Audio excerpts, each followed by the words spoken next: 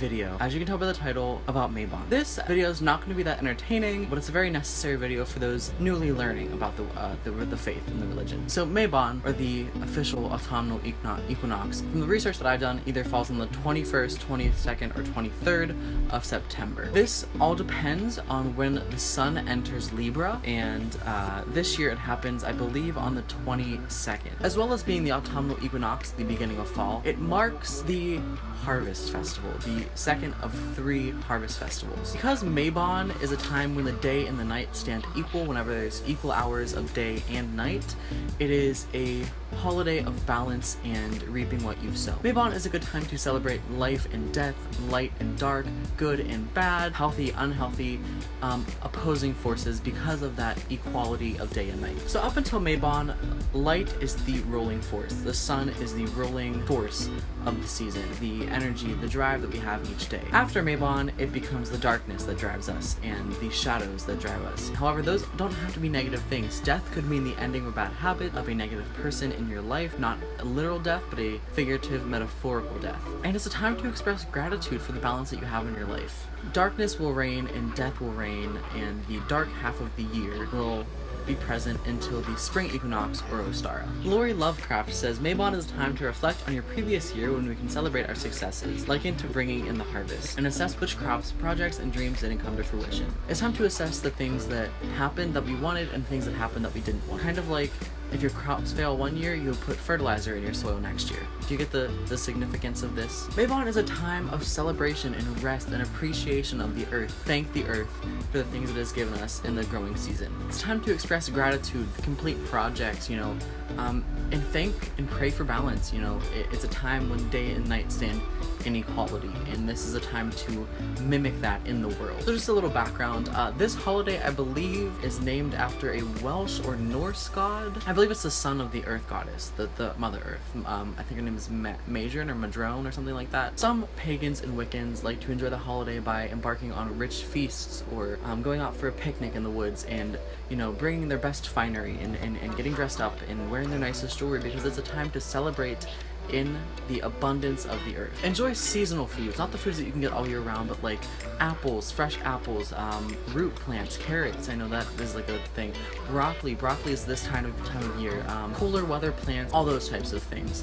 This is also a time to do rituals honoring and acknowledging the transition of the goddess from mother to crone. So stones for during Mabon are anything that's ruled by the sun. So for example, amber, citrine, sunstone, maybe even some tiger's eye. All that kind of like orangey solar energy stones are helpful for this holiday. Mabon is a good time to do any type of working for harmony and balance, like I said, the day and night. Again, for the millionth time, stand in equality. This would be really helpful for the Hurricane Irma survivors, Hurricane Harvey, Hurricane Jose coming up. This is a good time to pray and cast any type of energy towards them for peace and balance and happiness and help. This is the time when we get our workings in for protection during the dark half of the year, the beginning of the dark half of the year. We need protection whenever there's nothing growing, whenever there's nothing, and this is the time to start manifesting those. So I have 6 ways to celebrate the holiday. 6 of them are from Lovecraft. I think her name's Lori Lovecraft. I have one also that I do. So the first is to create an altar. I know that this is different, but every Sabbath is good to create an altar. For this altar, you may want to include some type of plant that is midsummer towards end of summer plant. For example, my altar, I don't know if you can see it, I have sunflowers, I have oranges, I have these warm, inviting colors to enhance the energy of the harvest. Add apples, leaves, pine cones, corn, pomegranates, dried pomegranates. Something I like to do is try to find a mini basket of something and create a fruit bowl and keep it on my altar to, again, honor the harvest. Any type of warm color, gold, orange, bronze, brass, red, brown, those colors are good for invoking the spirit of the holiday. Light an orange candle and thank it for the blessings that you've given, and it'll send a message up to the divine showing your thanks.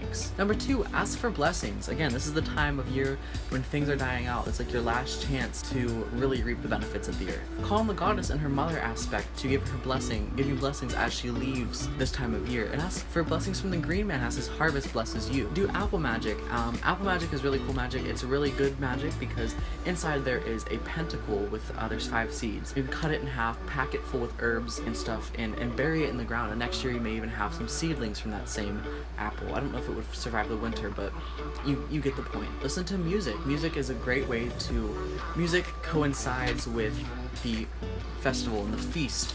At every feast you've been to, every time you go somewhere, you hear music, and music is a way to bring people together. And this is again that time. It's kind of like a Thanksgiving holiday, but an early Thanksgiving. Meditate on balance. You know, if you have a high-stress job, if you're a caregiver, if you just want to send balance into the world, meditate on what it would look like to have a balanced world and a balanced life. You know, you wouldn't come home every day and hear about new things on the news. You'd hear nothing on the news because the world is balanced, the world is good again. Waking up earlier to get a start on the day, consider eating healthier, exercise, you know, do what you want to do and feel your best self. The Druids call this holiday something really weird. It's like Ma'ain Fomar, in honor the green man, the god of the forest, and offer libations to trees. So a tea that you can offer to a tree, a tincture that you can offer to a tree, anything that will seep down into its roots, even leave fruit bowls, even leave apples and money. You could leave money for that, like as a symbolism of, here's something that I need in this world, but I'm giving it to you. We can celebrate the aging of the goddess from the mother to the crone, you know, as she passes through those stages of her life, and her consort,